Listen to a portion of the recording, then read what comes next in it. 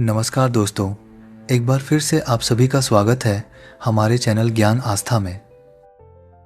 क्या आपके मन में कभी ऐसे सवाल आए हैं कि मैं कौन हूँ, मेरे जीवन का उद्देश्य क्या है, मुझे इतना डर क्यों लगता है, या फिर मेहनत के बाद भी शांति क्यों नहीं मिलती? दोस्तों, ये वो सवाल हैं जो हर इंसान को अपने जीवन में कभी न कभी परेशान करते हैं। और ये जानकर शायद आप हैरान हो जाएंगे कि इन सभी सवालों के जवाब हमें 5000 साल पहले कुरुक्षेत्र के मैदान में दिए गए एक दिव्य ज्ञान में मिलता है, जिसका नाम है श्रीमद् भगवत गीता।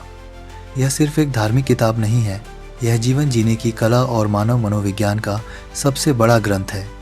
आज गीता के कुछ ऐसे गहरे रहस्य जानेंगे जो आपकी हर समस्या का समाधान है। पहला सवाल, हम कौन हैं, शरीर या आत्मा? गीता का सबसे पहला और सबसे महत्वपूर्ण पाठ यही है कि आप यह शरीर नहीं बल्कि अमर आत्मा हैं। अर्जुन युद्ध के मैदान में अपने सगे संबंधियों को देखकर दुखी थे।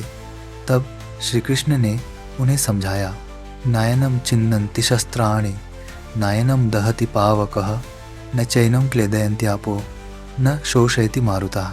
इसका अर्थ है, आत्मा को न कोई हथियार काट सकता है, न आग जला सकती है, न पानी गीला कर सकता है और न हवा सुखा सकती है। ये कुछ इस प्रकार है जैसे कि हम पुराने कपड़े बदलकर नए पहनते हैं, वैसे ही आत्मा एक शरीर छोड़कर नया शरीर धारण करती है।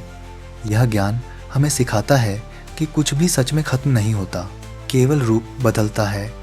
यह समझ हमें जीवन की अनिश्चितताओं के सामने शांत रहना सिखाती है। दूसरा सवाल, जीवन में शांति कैसे पाएं? आज हर व्यक्ति चिंता और तनाव में जी रहा है। क्यों? क्योंकि हम अपने काम के परिणाम से चिपके रहते हैं। गीता का दूसरा सबसे बड़ा उपदेश है निष्काम कर्म योग, यानी फल की चिंता किए बिना कर्म करना।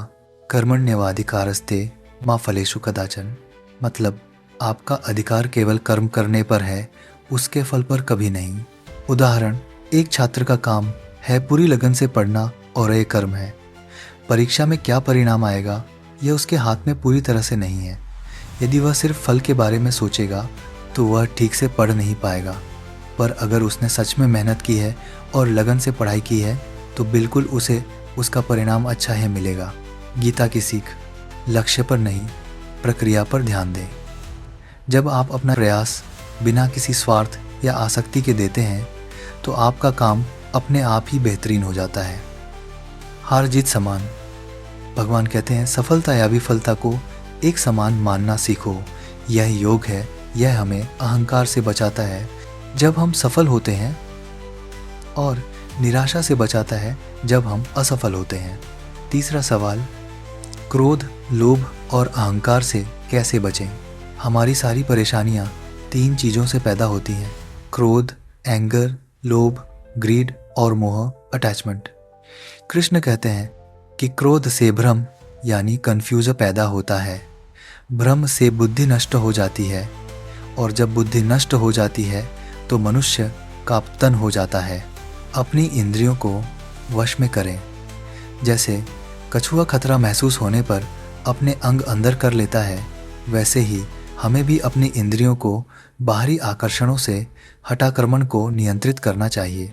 मोह और आसक्ति किसी भी चीज़, व्यक्ति या वस्तु के प्रति अत्यधिक लगाव दुख का कारण बनता है। गीता कहती है कि इस संसार की हर चीज़ अस्थायी यानी टेम्पोरारी है।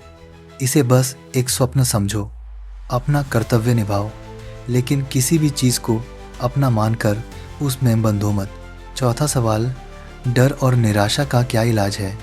इसका जवाब है, कई बार हम जीवन में इतने घबरा जाते हैं कि हमें कोई रास्ता नज़र नहीं आता। भगवत गीता का अंतिम और सबसे सरल उपदेश ईश्वर पर पूर्ण समर्पण। सर्वधर्मान् परित्यज्य मामेकं शरणं व्रज, अहम त्वं सर्व पापेभ्यो मोक्षयिष्यामि मा शुचः। कृष्ण कहते हैं, सारे धर्मों और कर्तव्यों को छोड़कर केवल मेरी शरण में आ जाओ, मैं तुम्हें सभी पापों से मुक्त कर दूंगा, चिंता मत करो। जब आप ईश्वर पर विश्वास करते हुए अपना कर्म करते हैं तो चिंता और डर खत्म हो जाता है। समर्पण का मतलब है कि आप यह जिम्मेदारी लेते हैं कि आपका मार्गदर्शन हमेशा सही हाथों में है। दोस्तों, गीता का सार बहुत सरल है। आप आत्मा है, शरीर नहीं। केवल कर्म करो, फल की चिंता छोड़ दो, क्रोध और मोह से दूर रहो। हर स्थिति में भगवान पर भरोसा रखो। ये 4 सूत्र अपनाकर आप अपने जीवन की हर उलझन को सुलझा सकते हैं। भगवत गीता सिर्फ पढ़ने के लिए नहीं है, यह जीवन में उतारने के लिए है। अगर आप आज से ही इन सिद्धांतों को अपनाना शुरू करते हैं तो मैं गारंटी देता हूँ कि आपका जीवन शांति, उद्देश्य और आनंद से भर जाएगा। आशा है कि यह वीडियो आपको पसंद आई होगी और आपने इस वीडियो से कुछ ज़रूर सीखा होगा। अगर ऐसा है तो वीडियो को लाइक करें और अगर आप हमारे चैनल पर नए हैं तो चैनल को सब्सक्राइब ज़रूर करें। मिलते हैं अगले वीडियो में। जय श्री कृष्ण दोस्तों।